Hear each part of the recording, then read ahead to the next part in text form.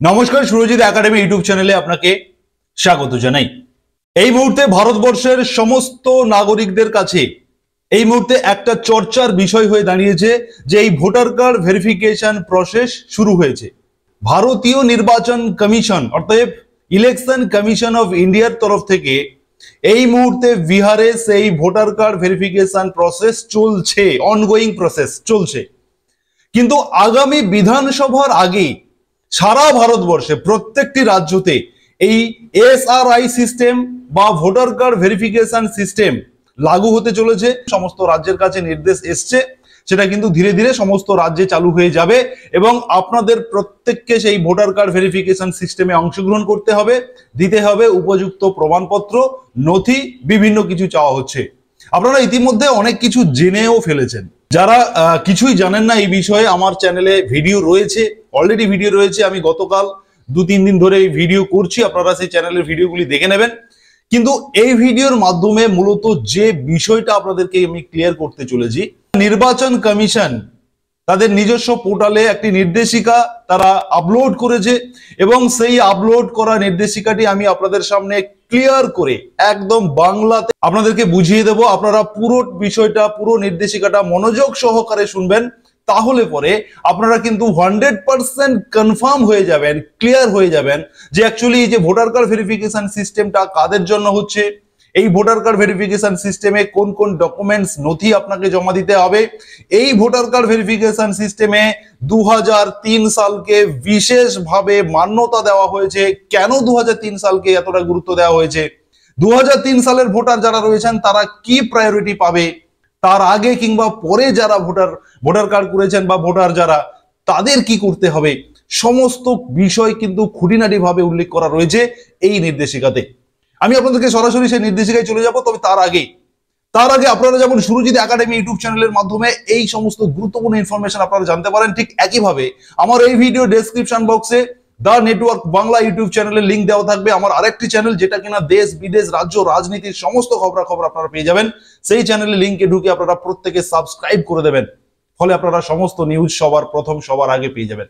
এবারে আমি আপনাদেরকে যে ভোটার সার্ভিস পোর্টাল থেকে একটি ফর্ম আপনাদেরকে দেখাবো, যেটাকে বলা হচ্ছে গণনা ফর্ম বাংলাতে। এই ফর্মটা আপনারা আগে একটু দেখে নিন, ঠিক তারপরে আমি আপনাদেরকে ইলেকশন কমিশনের যে নির্দেশিকা রয়েছে সেই নির্দেশিকায় চলে যাব এবং সমস্ত খুঁটিনাটি বিষয় বোঝার জন্য এই ফর্মটা আপনাদেরকে আগে দেখে নিতে হবে। ফর্মটা আপনারা দেখে নিয়েছেন, এবারে আপনাদের সামনে নিয়ে আসবো ইলেকশন কমিশনের সেই নির্দেশিকা, যেখানে সমস্ত ডাউট, সমস্ত যে দ্বিধা দ্বন্দ্ব যা কিছু আপনাদের রয়েছে সবটা ক্লিয়ার হয়ে যাবে। শুরুতেই বলে রাখি, এই নোটিশটা আপনাদেরকে পুরোটা বোঝানোর আগে, এই নোটিশটা কিন্তু শুধুমাত্র বিহারের জন্য প্রযোজ্য। কিন্তু যখন সমস্ত স্টেট, সমস্ত রাজ্যতে এই স্পেশাল রিভিশন সিস্টেম, যে ভোটার কার্ড ভেরিফিকেশন সিস্টেম যেটা চালু হচ্ছে আগামী দিনে, তখন কিন্তু প্রত্যেকটা স্টেটের জন্য কিন্তু নির্দেশিকা আসবে। অতএব এই নির্দেশিকাগুলো আপনারা ভালো করে বুঝে রাখুন। এটা আপনাদের ওয়েস্ট বেঙ্গলে বা অন্য কোনো স্টেটে যখন শুরু হবে তখন কিন্তু আপনাদের জন্য এই নিয়মগুলি থাকবে। এখানে বলা হচ্ছে যে 2003 সালের ভোটার তালিকা নির্বাচন কমিশনের ওয়েবসাইটে আপলোড করা হয়েছে। 4.96 কোটি ভোটারদের, অর্থাৎ প্রায় 5 কোটি ভোটারদের কোনো নথি জমা দেওয়ার প্রয়োজন নেই। এই 4.96 কোটি ভোটারদের সন্তানদের তাদের পিতামাতার সাথে সম্পর্কিত কোনো নথি জমা দেওয়ার প্রয়োজন নেই। আপনারা অনেকে এই মিনিংসটাকে আপনারা অনেকে ভুল ব্যাখ্যা করছেন, এটা আমি আপনাদেরকে একটু ক্লিয়ার করে বুঝিয়ে দিই। ধরুন যাদের 2003 সালের বিহারে একটি ভোটার লিস্ট প্রকাশ করা হয়েছিল, সেটা শুধুমাত্র বিহারের জন্য। এই 2003 সালে যে সমস্ত ভোটারদের ওই তালিকাতে নাম রয়েছে, ওই 2003 সালের ভোটার তালিকায় যাদের নাম রয়েছে, তাদের কোনো ডকুমেন্টস, কোনো প্রমাণপত্র তাদেরকে কিন্তু দিতে হচ্ছে না এই ভোটার ভেরিফিকেশনের সময়। অতএব ওই ভোটার লিস্টের যে কপিটা, সেটাই শুধুমাত্র অ্যাটাচ করে দিলে ওই গণনা ফর্ম, যেটা আমি আপনাদেরকে দেখিয়েছি, বলেছিলাম এটা মনে রাখবেন, ওই গণনা ফর্ম ফিল আপ করার সময় শুধুমাত্র 2003 সালের ভোটার লিস্টে যদি আপনাদের নাম থাকে সেইটা স্ক্যান করে আপলোড করা বা যদি অফলাইন ফর্ম পূরণ হয় সেটা অ্যাটাচ করে দিলেই কিন্তু আপনি সমস্তভাবে প্রমাণ দিয়ে দিলেন যে আপনি একদম স্বচ্ছাই ভারতের নাগরিক এবং আপনি ভোটার লিস্টে আপনার নাম পরিষ্কার স্বচ্ছতার সঙ্গে রয়েছে। এই ভেরিফিকেশনটা কিন্তু হয়ে যাবে যদি 2003 সালের ভোটার তালিকায় নাম আপনার থাকে। অনেকে বলছেন যে 2003 সালে থাকলে আমাদের এটা শুধুমাত্র বিহারের জন্য, ওয়েস্ট বেঙ্গলে যখন চালু হবে, অন্য কোনো স্টেটে যখন চালু হবে তখন যেই একই কথা উল্লেখ থাকবে এমনটা কিন্তু নাও হতে পারে। সে কারণে এটা শুধুমাত্র 2003 সালের ভোটার লিস্টটাকে প্রাধান্য দেওয়া হচ্ছে শুধুমাত্র বিহারের জন্য। আপনার ওয়েস্ট বেঙ্গলে এই নিয়মটা থাকবে কিনা সেটা কিন্তু এই মুহূর্তে দাঁড়িয়ে বলা যাচ্ছে না, তবে এটা শুধুমাত্র বিহারের জন্য, এটুকুই আপনারা জেনে রাখবেন। এখানে এই যে ভোটার লিস্টের যে কথা বলা হচ্ছে 2003 সালের ভোটার লিস্ট, এটা ইলেকশন কমিশনের এই ওয়েবসাইট থেকে ডাউনলোড করা যাবে। এটা ইলেকশন কমিশন থেকে আপলোড করে দেওয়া হয়েছে এই 5 কোটি মানুষের জন্য, এটা কিন্তু এখানে বলা হচ্ছে। এবারে আসবো 2 নম্বরে। বলা হচ্ছে যে 24 জুন 2025 তারিখের নির্বাচন কমিশনের নির্দেশাবলী 5 নম্বর অনুচ্ছেদে উল্লেখ করা হয়েছে যে সিও ডিও ইআরও 1/1/2003 তারিখের যোগ্যতার তারিখের ভোটার তালিকা সকল বিএলওর কাছে হার্ড কপি এবং তাদের ওয়েবসাইটে অনলাইনে বিনামূল্যে উপলব্ধ করবেন, যাতে যে কেউ তাদের গণনা ফর্ম জমা দেওয়ার সময় ডকুমেন্টটি প্রমাণ হিসেবে ডাউনলোড এবং ব্যবহার করতে পারেন। এই 2 নম্বর পয়েন্টে বলা হচ্ছে যে 1/1/2003 তারিখের যে ভোটার লিস্টটা প্রকাশিত হয়েছিল বিহারে, সেই লিস্টটি ইলেকশন কমিশনের ওয়েবসাইটে আপলোড করে দেওয়া হবে। যখন বিহারের জনগণের যখন ভোটার কার্ড ভেরিফিকেশনের জন্য চাওয়া হবে, ডকুমেন্ট চাওয়া হবে, তখন তিনি তার যে ফর্মটি আমি আপনাদেরকে দেখিয়েছি, মনে রাখার কথা বলেছিলাম যে গণনা ফর্ম, সেই ফর্মের সঙ্গে এই ভোটার লিস্টটাকে অ্যাটাচ করে দিলেই তিনি প্রমাণ করে দেবেন যে তিনি সমস্ত দিক দিয়ে সঠিক রয়েছেন, তিনার আর অন্য কোনো প্রমাণ দেওয়ার প্রয়োজন নেই। এবারে ঘটনা হচ্ছে যে আপনাদের মনে প্রশ্ন হবে যে 2003 সালটাকে কেন এত প্রাধান্য দেওয়া হচ্ছে। কারণ ইলেকশন কমিশন জানিয়েছেন, আপনাদেরকে দেখাবো যে এই যে ভোটার কার্ড ভেরিফিকেশন প্রসেস যেটা চলছে বিহারে এবং কিছুদিন পরে সমস্ত রাজ্যে লাগু হয়ে যাবে, চলবে। 2003 সালে একইভাবে ভোটার কার্ড ভেরিফিকেশন হয়েছিল। তখন এই যে ধরুন 2025 সালে আপনারা যারা ভোটার কার্ড ভেরিফিকেশন করবেন, যারা আপনারা সঠিক লিগ্যাল ডকুমেন্টস আপনারা দিয়ে সাবমিট করবেন, আপনাদের কিন্তু এরপরে আর কখনো আপনাদের প্রয়োজনীয় যে সমস্ত জন্ম তারিখ প্রমাণপত্র, জন্মস্থানের প্রমাণপত্র, মা বাবার জন্ম তারিখ, জন্মস্থানের প্রমাণপত্র, এগুলো যে দেওয়ার কথা বলা হচ্ছে আর কিন্তু পরবর্তী সময় দিতে হবে না। 2025 সালে যদি এই ভোটার ভেরিফিকেশন সিস্টেমটা হয় এবং সেখানে যারা কোয়ালিফাই করবে, মানে যারা সঠিক তথ্য দিয়ে যারা নাম তুলতে পারবে, তারা কিন্তু একইভাবে এখন যেমন 2003-কে প্রাধান্য দেওয়া হচ্ছে, ঠিক একইভাবে পরবর্তী সময় 2025-কে প্রাধান্য দেওয়া হবে। আর বিহারকে প্রাধান্য দেওয়া হচ্ছে এই কারণে, বিহারে 2003 সালে এটা কিন্তু হয়েছিল, অতএব এই ভোটার ভেরিফিকেশন সিস্টেমটা 2003-এ হয়েছিল। ফলে তাদের ওই 5 কোটি মানুষের তথ্য কিন্তু সমস্ত কিছু যাচাই করে নিয়ে রাখা হয়েছে। ফলে নির্বাচন কমিশন এই গুরুত্বটা দিচ্ছে যে 2003 সালে তো তারা একবার প্রমাণ করেছে, ফলে আর তাদেরকে দ্বিতীয়বার প্রমাণ করার প্রয়োজন নেই। সেই কারণে 2003-কে এতটাই গুরুত্ব দেওয়া হচ্ছে। এবারে আসবো 3 নম্বরে। বলা হচ্ছে যে বিহারের 2003 সালের ভোটার তালিকা সহজলভ্য হওয়ার ফলে বিহারে চলমান বিশেষ নিবিড় সংশোধনী, মানে যেটাকে বলা হচ্ছে স্পেশাল ইন্টেন্সিভ রিভিশন বা ভোটার ভেরিফিকেশন যে প্রসেস, সেটা ব্যাপকভাবে সহজতর হওয়ার কারণে এখন মোট ভোটারদের প্রায় 60%কে কোনো নথি জমা দিতে হচ্ছে না। ফলে 2003 সালে যাদের ভোটার লিস্টে নাম আছে তাদেরকে কোনো নথি জমা দিতে হবে না। এই সংখ্যাটা প্রায় বিহারের যে জনগণ, ভোটারের যে জনগণ, ভোটার তালিকা যে রয়েছে, যে পরিমাণ মানুষের ভোটার তালিকায় নাম রয়েছে তার 60%, 60% মানুষ তাদের সহজ হবে এই 3 সালের ভোটার লিস্টটা দিলেই তাদের সমস্ত কিছু হয়ে যাচ্ছে। ফলে এটা সুবিধা। তাদের কেবল 2003 সালের ভোটার তালিকা থেকে তাদের বিবরণ যাচাই করতে হবে এবং পূরণ করা গণনা ফর্ম জমা দিতে হবে। ভোটার এবং বিএলও উভয়ই এই বিবরণগুলি সহজে অ্যাক্সেস করতে সক্ষম হবেন।